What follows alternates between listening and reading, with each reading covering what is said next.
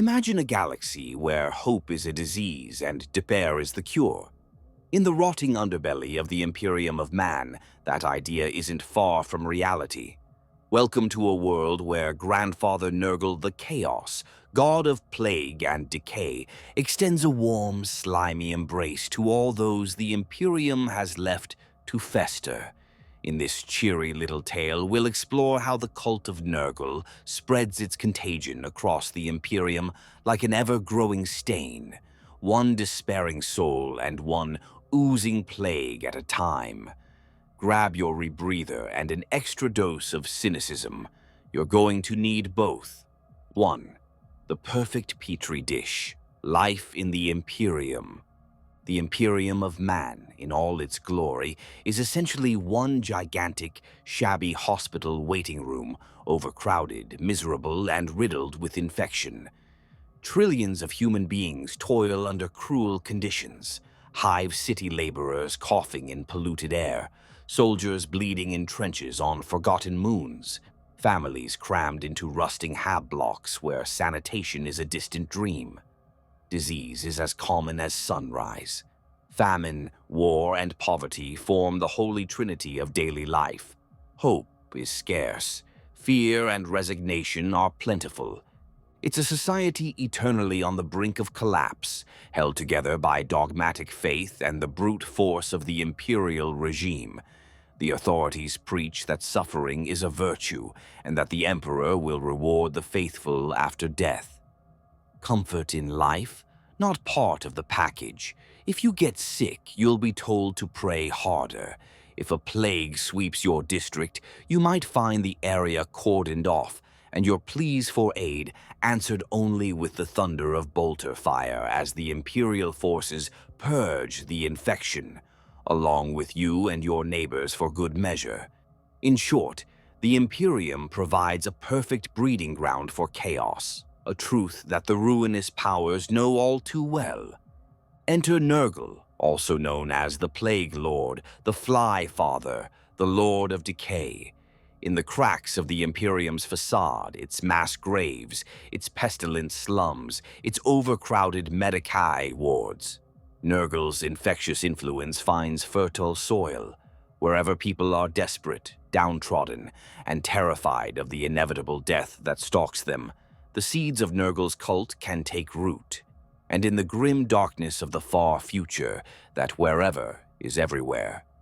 With the scene set, let's peel back the scab and examine exactly how Nurgle's foul cult spreads across the Imperium of Man, thriving on misery and multiplying like bacteria in a wound. 2. Meet Grandfather Nurgle, hope in decay. It might seem odd to describe the universe's foulest god of pestilence as grandfatherly, but that's exactly how Nurgle's followers see him. Picture a giant, pustule-ridden being who is literally rotting alive, and yet is paradoxically jovial, even loving, toward his grandchildren. Nurgle is the chaos god of disease, decay, despair, and also rebirth. Yes, rebirth. In Nurgle's twisted philosophy, from great rot springs new life. Maggots and mold are life, after all. He is the embodiment of the fear of death and the power that fear has over mortal minds. Unlike some of his more aloof fellow chaos gods, Nurgle is intimately involved in the plight of ordinary humans. He cares, in his own nauseating way, about the little guy dying of the pox in a sump basin on some forgotten moon. Why do people turn to such a being? Desperation, pure and simple. When you're afflicted with a deadly illness, or watching your loved ones waste away, or living in filth with no hope of a better tomorrow, lofty imperial sermons about enduring in the Emperor's name begin to ring hollow. The fear of an agonizing death, the slow rot of unchecked disease, these can drive even the devout to question their faith. Perhaps you've prayed to the Emperor on terror every night as your fever worsened, and yet you only grow weaker. And then, when you're at your lowest, a new whisper reaches your fevered mind. Grandfather Nurgle can save you. He can take the pain away. All you have to do is let him in. It's not a hard sell in that moment. Nurgle doesn't promise to cure your sickness. Oh no, that's not his style. Instead, he offers something more perverse. Acceptance. Embrace the rot. Stop fearing the disease and you'll find it no longer hurts you. This is the cruel trick of Nurgle's salvation. He inflicts countless diseases on his followers, but simultaneously numbs them to the pain and grants unnatural resilience. A worshipper of Nurgle becomes a walking corpse in many ways, skin covered in sores, organs liquefying, stench utterly beyond description. Yet they live on. More importantly to them, they no longer feel the agony or the dread that once consumed them. Instead, they feel a bizarre euphoria, a sense of familial warmth and joy. The despair that once gnawed at them is drowned in a narcotic haze of rot and contentment. It's as if all the self-delusion, denial, and hopelessness in a mortal's soul are twisted into comfort. A Nurgle cultist will cheerfully tell you that they've never felt better, while their eyeball is literally sliding out of its socket and friendly Nurglings, tiny demonic spawn, play in the pus pooling at their feet. They call Nurgle father or grandfather because, in their eyes, he adopted them when no one else would. It's disturbingly common to hear a plague-ridden heretic croak, "Papa Nurgle loves us all," as bullets or flamethrowers cut them down. So why do people turn? Because Nurgle gives when the Imperium only takes. The Imperial creed demands you suffer and die nobly, maybe getting a mention in some administratum ledger as a casualty. Nurgle cheerfully says, "Suffer. Sure, but enjoy it. And by the way, you don't have to die of that plague. You can live with it forever if you just stick with me." For someone at death's door, racked with pain, that offer sounds like a miracle. It's the ultimate cruel irony. The Plague Lord offers hope to the hopeless. The catch being that his hope is an eternity of decay. But at least you'll be smiling in your own delirious way. 3. Patient Zero. How cults begin. Most Nurgle cults don't start as formal organizations with recruitment drives or charismatic demagogues, at least not at first. They often germinate spontaneously in the dark, damp corners of Imperial society. The simplest scenario is this: plague strikes a population. Perhaps it's a new, mysterious disease no Medicaid can cure. It might emerge naturally from squalor, or it might be deliberately introduced. A gift from Nurgle via one of his wandering agents. More on those later.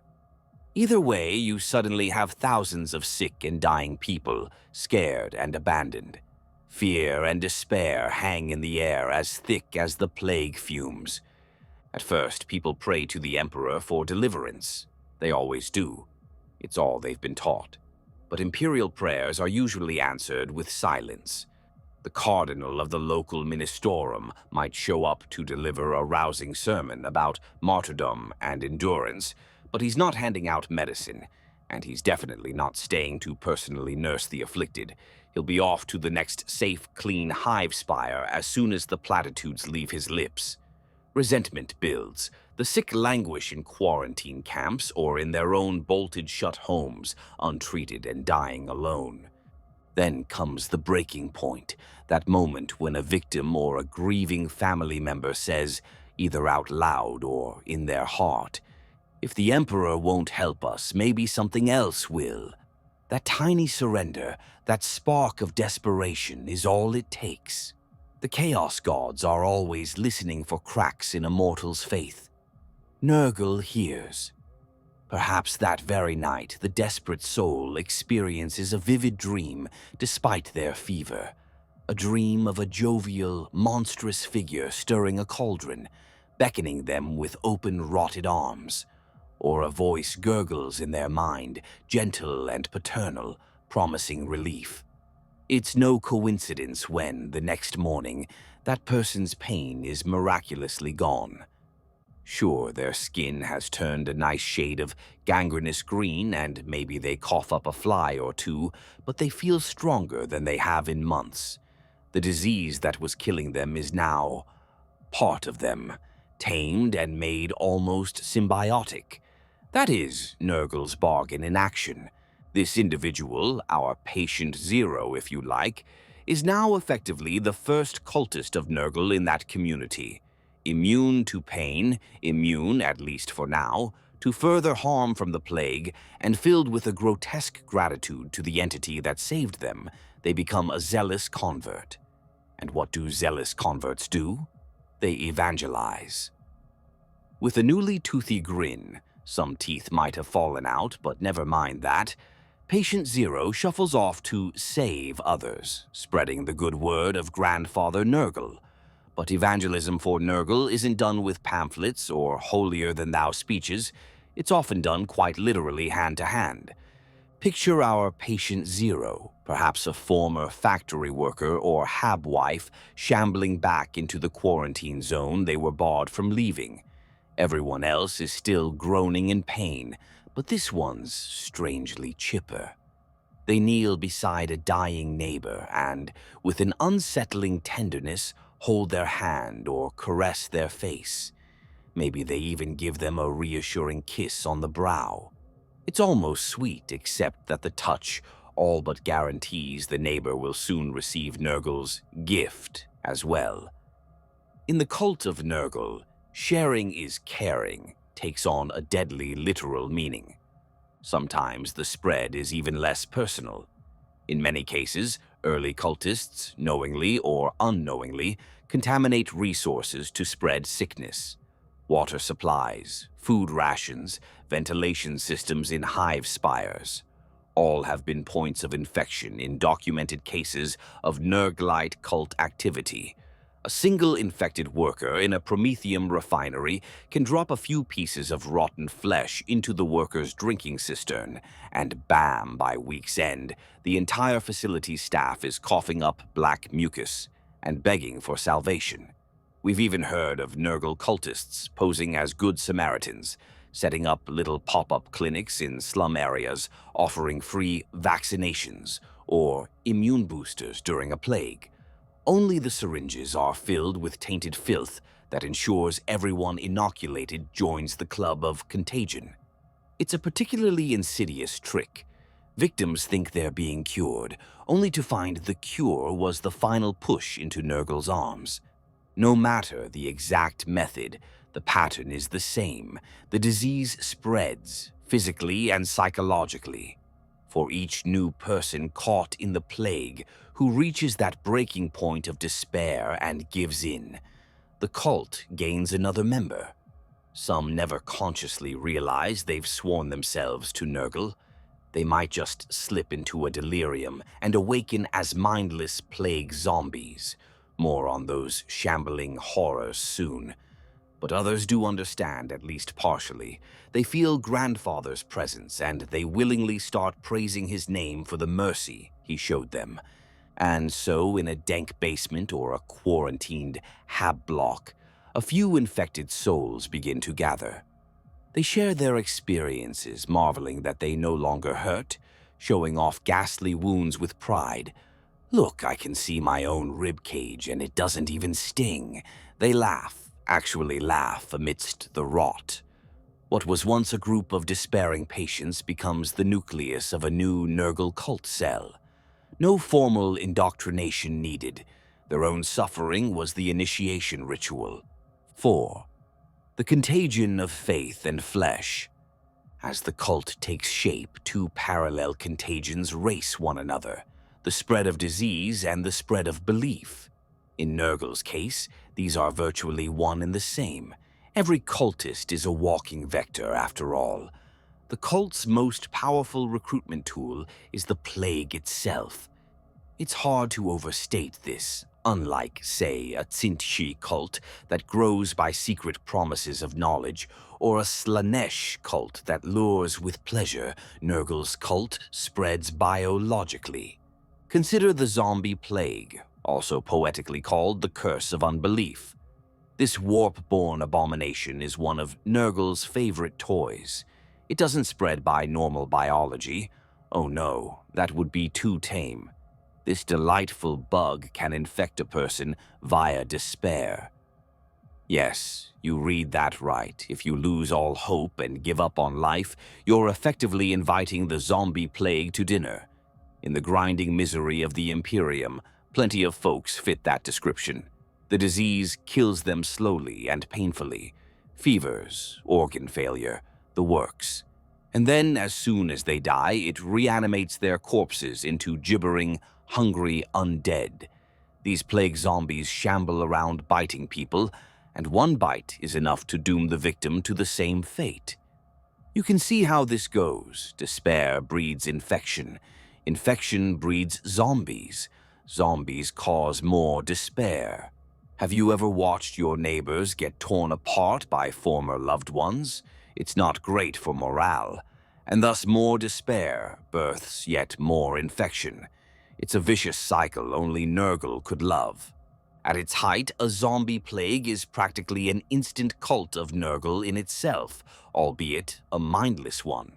Whole hive city levels can be overrun by moaning hordes of the walking dead.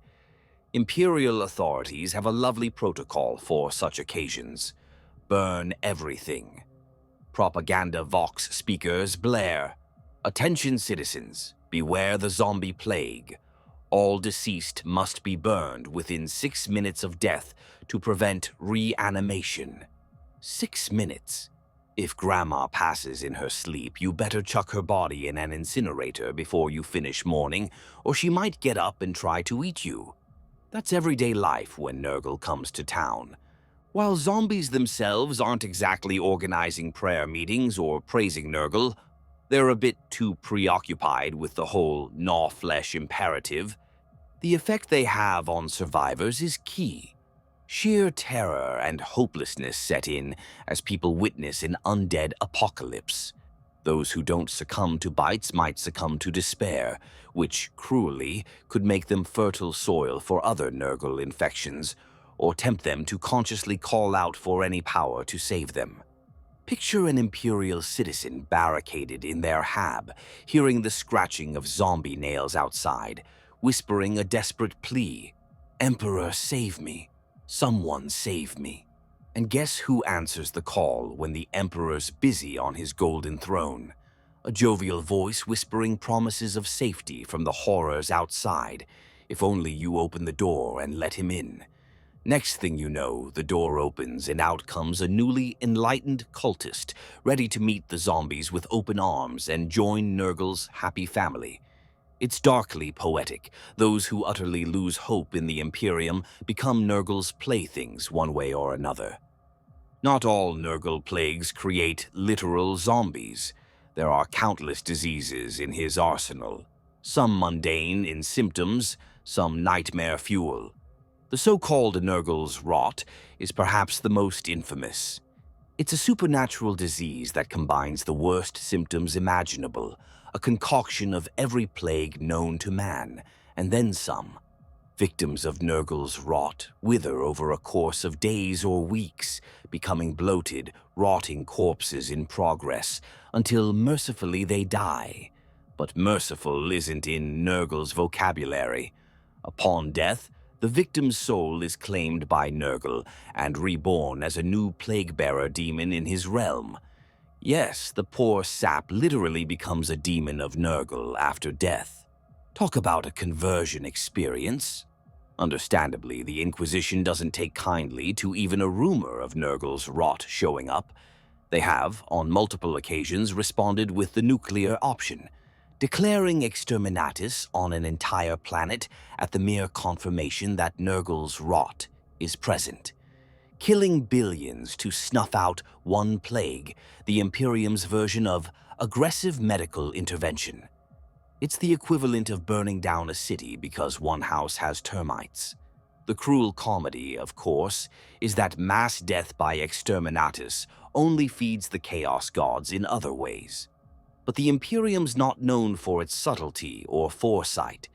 Between zombie curses and soul-devouring rot, Nurgle's repertoire is endlessly creative. Poxes, agues, fevers, fluxes, buboes that grow legs and skitter off.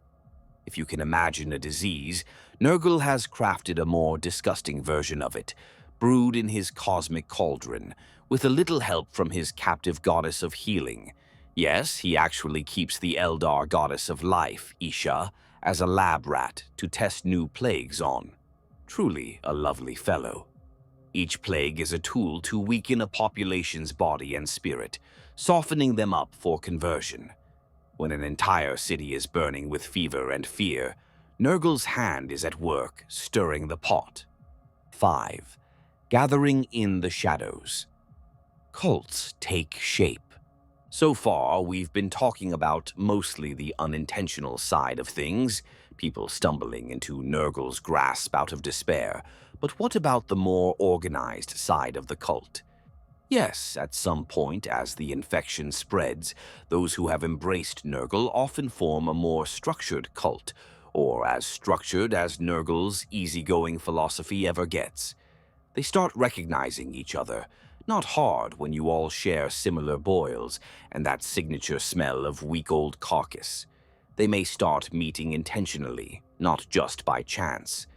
And if they're lucky, or unlucky, they might attract the attention of a champion or a sorcerer devoted to Nurgle who can lead them. Early on, secrecy is key. While Nurgle himself isn't the subtlest deity, rotting plagues aren't exactly low-key, his cultists do understand that the longer the Imperials remain ignorant, the more time the disease has to spread. So they hide in plain sight or in plain filth, as the case may be. Many Nurglite cults literally go underground. The sewers, the ventilation ducts, the sump ponds beneath hive cities.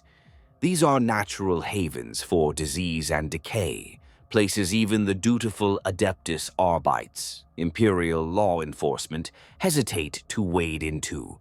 If you have a whole stretch of sewer tunnels where the walls are coated in luminescent slime, and the air spores give you flesh-eating cough in an hour, well, that's basically a ready-made Nurgle temple. No upstanding Imperial citizen will go near it, which makes it perfect for secret gatherings of the rot worshippers. In some cases, cults form within hospitals, hospices, and quarantine zones, the very places meant to treat disease. Think about it. A Medicae facility in a plague outbreak is full of the sick and dying. Overworked nurses, terrified patients, a few arbitrators outside making sure no one leaves. But inside, despair rules. A head orderly or doctor who's lost too many patients might snap and decide to try something unorthodox, like praying to Nurgle. Or a patient group in the hospice wing might collectively decide the Emperor has abandoned them. The cult coalesces in such forgotten wards, performing little rituals under the very noses of the medical staff. Or with the medical staff. Before long, the hospice is less a place of healing and more a chapel of contagion. By night, perhaps, the afflicted gather in the basement, in the dark, forming a circle as one of their number. The one with the loudest, wheeziest voice leads them in a hymn to decay. They might chant things like, "Blessed be the boil and the canker, praise to the fly lord." It sounds insane to a healthy mind, but to them it's comfort. What's truly dark is that often no one notices these transformations until it's far too late. Imperial officials are usually busy elsewhere. They're not monitoring what a bunch of plague victims are muttering about in a locked quarantine hab. By the time they realize an entire district has essentially gone Nurgle, the cult is firmly rooted. 6. The face, or rotting mask, of the cult. As a Nurgle cult grows, it may take on an identity, a name, symbols, even leadership. Let's talk about that. Many Chaos cults have a charismatic leader or figurehead, and Nurgles are no exception. though charisma in a Nurgle cult leader is often of the unconventional variety, oozing charisma, one might say. Some are raving demagogues, others are actually soft-spoken paternal types. One notable archetype is the Plague Priest, or Pox Prophet, someone who considers it their holy mission to spread Nurgle's gospel and infections far and wide. This individual might carry a staff festooned with dangling skulls and flies, and their once white medici robe now stained green and brown. They preach that Nurgle's love is the only truth, that the Emperor's promises are lies. Given how the Emperor's servants have treated these people, quarantining them, shunning them, sometimes firebombing their homes, it's not hard to sway the crowd with that message. Some cults even manage to recruit healthy individuals, especially among the downtrodden who haven't gotten sick yet but see the writing on the wall. For example, a hive ganger who notices that the plague is killing all his rivals, but those weird cult guys in the sewer seem immune might decide, switching teams might be smart. Or a parent with a sick child might join purely to try to save their kid. Nurgle cultists will gladly baptize the child in pestilent slime, potentially turning the kid into a plague-bearer host. But from the parent's view, at least the child isn't dead. Priorities get weird when you're that desperate. Visually and behaviorally, as time goes on, Nurgle cultists tend to look ever more inhuman. Early on, it might just be a few lesions hidden under clothes and a sickly complexion. They might still mingle in society to spread the infection quietly. But once they've truly embraced Nurgle's gifts, hiding becomes difficult. Tumors bulge, limbs distort, the stink is unbearable.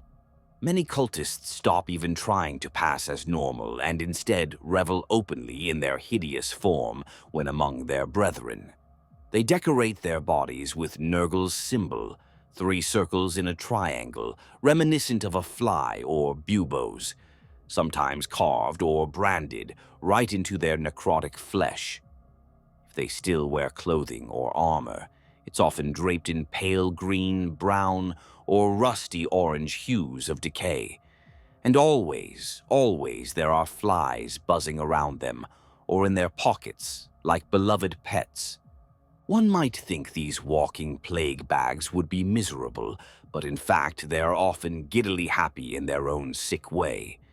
It's common during cult ceremonies for them to engage in grotesque celebrations. A feast, where they literally consume rotten offal as a sacrament, or a dance, where they wobble and jig to the wet thrum of bloated flies. The Lexicanum mentions crazed Nurglite revelers dancing endlessly in some cursed places. Such scenes are both disgusting and oddly tragic. These were once normal people, now reduced to carrion eaters cavorting amidst filth, laughing as if at some grand joke only they get. The grand joke, of course, is on them, but they don't see it that way. Leadership and outside influence. Many cults remain somewhat small-scale, a few dozen, maybe a few hundred cultists in one locale. But sometimes, if a cult gets big enough, or if fate is particularly unkind, they'll attract heavier attention. By that I mean a Chaos Space Marine warband or demon might get involved. For instance, the Death Guard.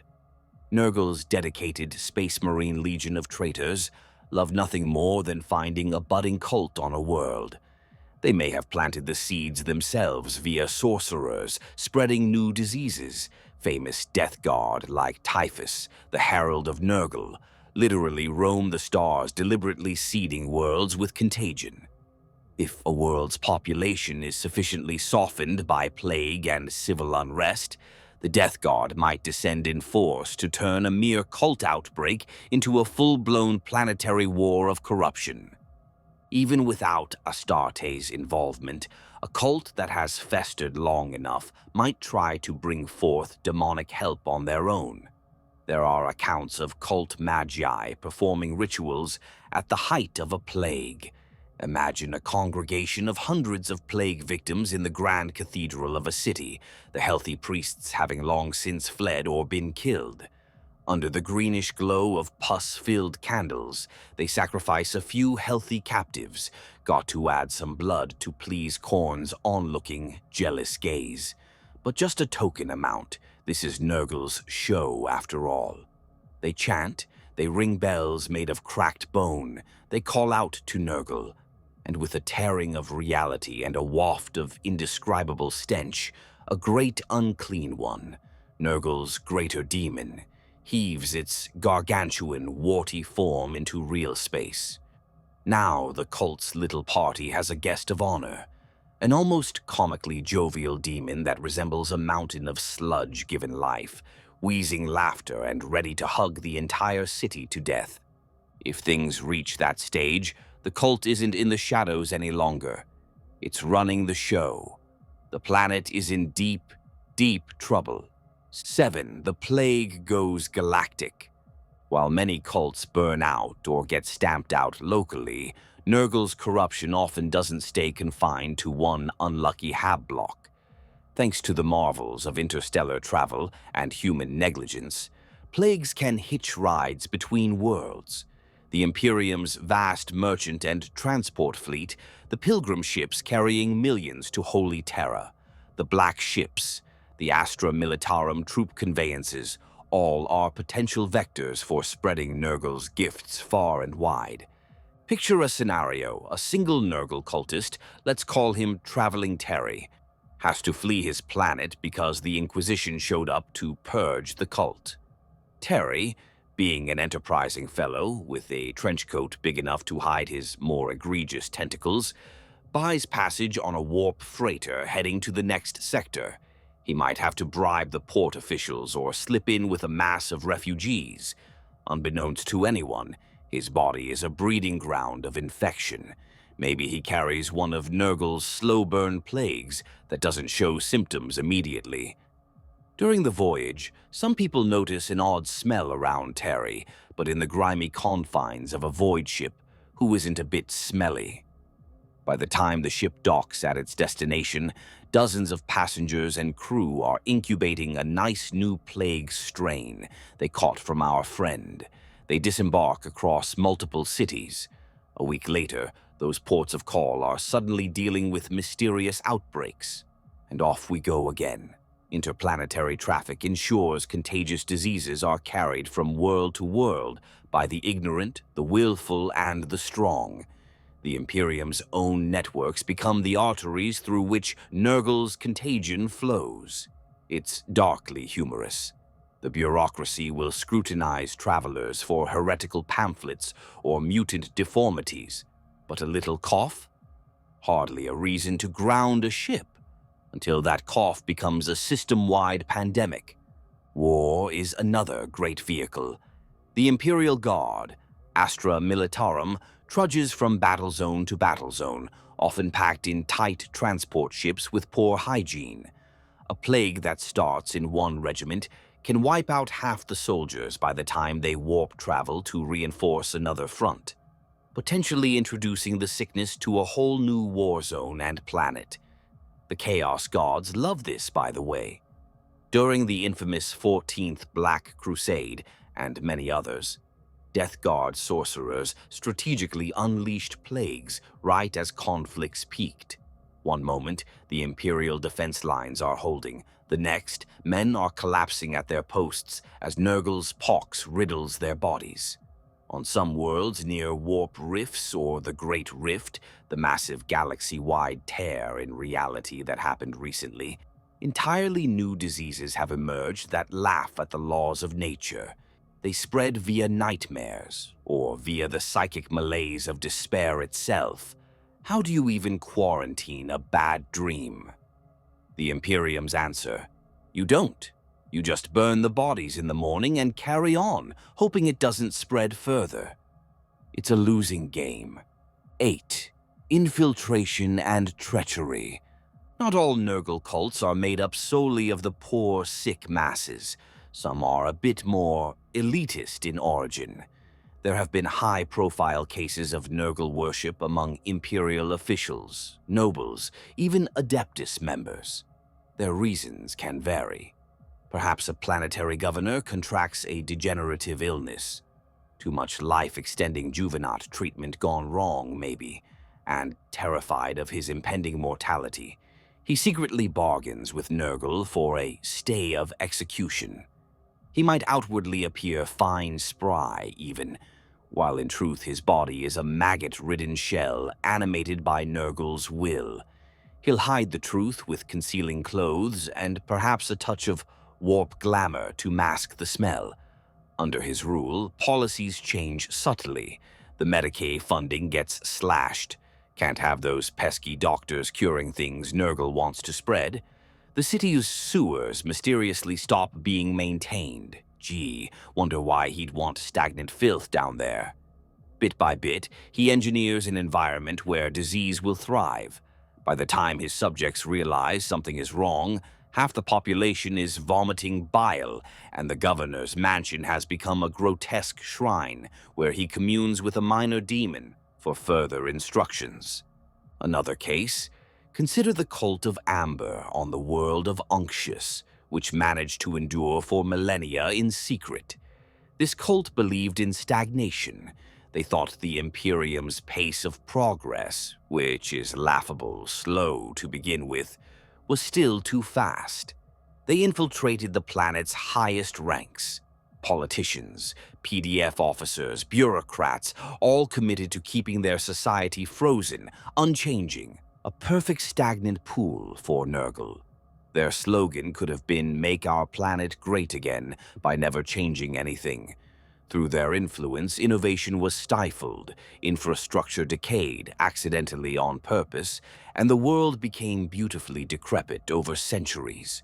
Eventually, the cult's leader, an administratum bigwig named Antonin Thrax, launched a full-on coup and ritual to summon the Lord of Amber. Spoiler, that was just Nurgle in a fancy hat. The result?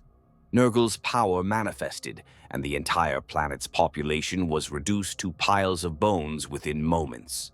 Thrax himself got a promotion for his efforts, turned into a demon prince called Anathrax the Foetid, while everyone else on that world became a dusty footnote in Nurgle's grand experiment. Only a timely intervention by Nurgle's rival, Tzeentch, always photobombing other gods' parties, prevented the contagion from spilling to neighboring worlds. That story shows how a patient, infiltration-based cult can operate. Quietly at first, even preaching something seemingly mundane like "conserve our traditions," hardly sounding like a chaos slogan, but leading to a sudden terminal event when they're ready. It doesn't always have to be literal germs doing the early work. It can be bureaucratic rot, societal stagnation, spiritual disease preceding the physical. Nurgle is decay in all forms. Of course, not every cult has a centuries-long master plan. Some are more opportunistic. Say a warband of Nurgle-aligned Chaos Marines is planning to attack a planet. They'll often have cult agents or sleeper cells prepare the ground in advance. A few corrupted locals might tamper with the orbital defense grid or slip poison into the food silos to weaken the population.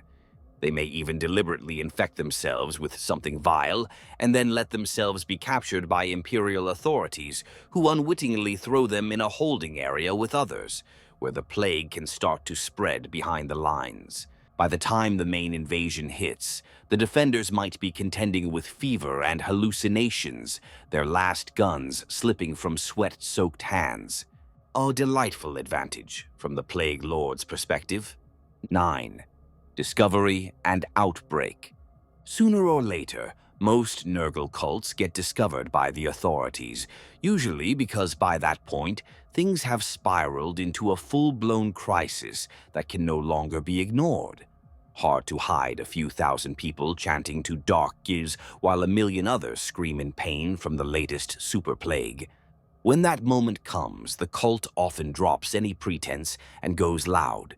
If you've been secretly praying to a god of pestilence and your cover's blown, you don't exactly try to talk your way out of it in a court of law. You riot. A typical late-stage Nurgle cult uprising might look like this. The PDF, Planetary Defense Force, or local enforcers get orders to raid a certain district, say the Sump Scrap Quarter where infection rates have been off the charts. They go in, masks on, flamers lit, expecting to find maybe some hapless sick folks and a few cult ringleaders. Instead, the walls themselves seem to come alive with slime. Molds and funguses sprout everywhere, almost responding to the intruders. Then, out of the gloom shamble the cultists in force. Some are still half-human in shape, others have become mutated beyond recognition. Slug-like lower bodies, armed tentacles, heads bloated 3 times normal size, buzzing with flies. They rush, or oozingly advance, toward the authorities in a frenzied mob. Bullets and lass fire tear into the cultists, but the heretics just laugh even as limbs are blown off. They feel no pain, remember. Many won't even die easily. A cultist might take a point-blank shotgun blast to the chest, collapse, and a minute later get back up, because, hey, unless you completely dismember or incinerate them, Nurgle's diseases will keep the body going. Meanwhile, the defenders start noticing things are off with themselves. A trooper's vision blurs. He thinks it's just nerves until he coughs and blood splatters inside his rebreather mask. Another finds her hands shaking uncontrollably, lesions appearing on her arms. The very air is poisoned now, filled with virulent spores pumped out by the cult's presence. Panic sets in among the ranks of the healthy, and panic, as we've learned, only strengthens Nurgle. The battle becomes a nightmare. In such chaos, cultists may perform bold acts. Some charge forward, simply trying to hug the enemy. It's almost comical, except that hug will likely infect the victim horrifically. There are often reports of cultists deliberately letting themselves be shot near clusters of soldiers so that their ruptured bodies can spray tainted blood and pus as a human sprinkler of disease. At this stage, they are beyond fear. They want to drag as many as possible with them into Grandfather's embrace. If a demonic summoning or warp ritual is underway, all this fighting is just buying time until it completes.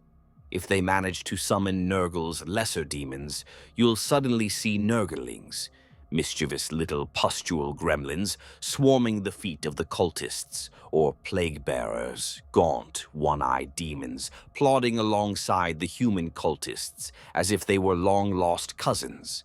The sky might turn a sickly green as reality thins, and a rain of filth begins pattering down, spreading yet more sickness. It can escalate to apocalyptic levels very quickly. 10. The Imperial response. Cleanse with fire and more fire. The Imperium is nothing if not predictable in its response to heresy and outbreak. Kill it, burn it, bury it, then kill it again just to be sure. Once a Nurgle cult is exposed, the authorities move into full extermination mode. But how exactly do you fight an enemy that wants to share a lethal infection with you? Extremely carefully or extremely recklessly, depending on the commander's temperament. At the local level, enforcers and PDF units resort to heavy weapons and flamethrowers. Flamers are beloved in these scenarios. Nothing purifies like holy promethium fire, after all. Whole city blocks might be set ablaze just to ensure every spore and corpse is thoroughly cooked. It's a given that anyone even suspected of infection will be summarily executed or quarantined, which often amounts to the same thing, just slower. Medicae personnel, if they're brave, might try to save uninfected civilians and treat the sick, but by this stage cures are basically fairy tales. More often, the medical solution is a bolter round to the head to prevent reanimation. The Inquisition usually shows up if the situation isn't resolved in hours. One particular ordo was founded for these scenarios, the Ordo Sepulturum, dedicated to investigating and eliminating chaos plagues and the walking dead. If you see an Inquisitor with a rebreather mask etched with silver skulls and a flamer in hand, you know it's gotten really bad. Inquisitors have at their disposal tools like virus bombs, ironically fighting plague with an even more deadly manufactured plague. Delivered via orbital strike, it can sterilize all life in a biosphere within minutes. They won't hesitate to use such measures if a planet seems lost. Better the innocent burn than the guilty thrive, they might intone as they glass an entire continent from orbit. The moral calculus is grim but simple to them. One world lost is better than a sector-wide pandemic. If the Cult Uprising is part of a larger chaos invasion, the Imperium might counter with military force, sending in elite kill teams like Space Marines or the Adepta Sororitas, Sisters of Battle. These forces are highly resistant to disease. Space Marines have superhuman physiology and power armor with sealed environments. Sisters have faith that can miraculously ward off corruption, most of the time. Still, even the mighty Astartes have fallen to Nurgle's plagues in the past, the entire Death Guard Legion being case in point. They were super soldiers, and Nurgle's rot turned them inside out until they capitulated. So the fighting is brutal. But Space Marines have one advantage. They don't scruple to kill infected innocents if it means stopping the spread. They will purge entire hives, street by street, flamer and chains oared in hand, leaving piles of ash that used to be people, all to save the planet. It's a dark salvation, but sometimes it works. Sometimes the world pulls back from the brink, though scarred forever by the losses. Quarantine is another tactic, albeit one that often condemns those within. There have been instances where the Imperial Navy simply blockade a plague planet, declaring it perdita, lost. No one in, no one out. Let whatever's happening down there burn itself out. This could take years, decades, or never, but the wider Imperium moves on, writing off billions of lives. Case example, on Hydra Minoris, when the zombie plague first appeared, the Navy quarantined the world, trapping 23 billion uninfected people alongside the growing undead hordes. 23 billion potential casualties left to fate, because letting even one refugee out could carry the curse to another world. Those are the awful stakes when dealing with Nurgle's touch. From the cult's perspective, facing the Imperial response is almost a win-win in their corrupted minds. If they lose, that is, get killed, they believe Nurgle will reward them after death. Their souls might join his garden, maybe even become demons frolicking in eternal filth.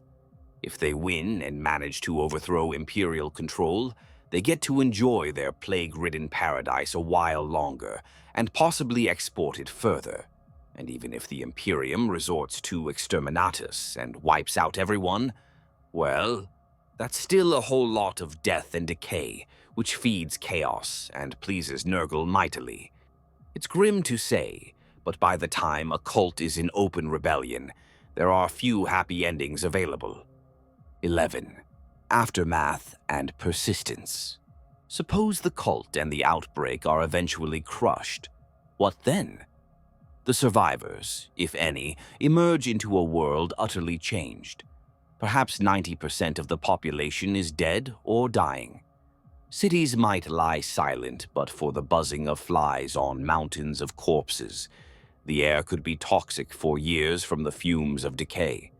The infrastructure is shattered. It's a vision of hell, frankly. The Imperium's likely response: send some cleanup crews to burn the rest, maybe an ecclesiarchy mission to reconsecrate the ground, if they're feeling particularly spiritual. Then ship in a few million fresh colonists or laborers from somewhere else to repopulate and get the tithes flowing again. Life, such as it is, goes on. though generations might whisper about the time the plague demons came in terrified hush. But crucially, Nurgle's shadow never fully departs. Even on a purged world, some spores may linger. Perhaps a single carrier managed to hide and survive, going dormant until the Navy left, then starting the cycle anew decades later. Or maybe the very psychic trauma of the event leaves a stain. People report increased illnesses or a persistent malaise in the region for centuries. A subtle curse. Chaos has a way of cropping back up like particularly stubborn mold. In the grander scheme, the Cult of Nurgle is like a multi-headed weed across the galaxy. You cut down one, another sprouts elsewhere. At any given time, countless Nurgle cults are likely simmering under the surface on Imperial worlds. Many will die out on their own, if, say, an outbreak is contained early or local authorities are both competent and lucky. But many more will reach critical mass at some point. The Imperium is vast and cannot monitor every backwater agri-village or every overcrowded underhive. And since the fundamental problems of the Imperium, oppression, poverty, disease, war, aren't going away, indeed, the Imperium often makes them worse in its quest to fight them, Nurgle's cult will always find new footholds. In fact, with the current state of the galaxy, in M42, after the Great Rift split reality apart, Nurgle's power is on the rise. Reality itself is a bit frayed, making it even easier for warp-borne diseases to slip through, and for demons to piggyback on pandemics. The Death Guard Traitor Legion rampages across Imperial space in plague fleets, turning war zones into charnel houses of contagion. Entire star systems have been quarantined or lost to blooming plagues that move faster than the Administratum's reports can travel. One could say the Cult of Nurgle isn't just spreading in the Imperium. It's spreading throughout the Imperium like never before. 12. The Appeal of Rot, a sarcastic summary.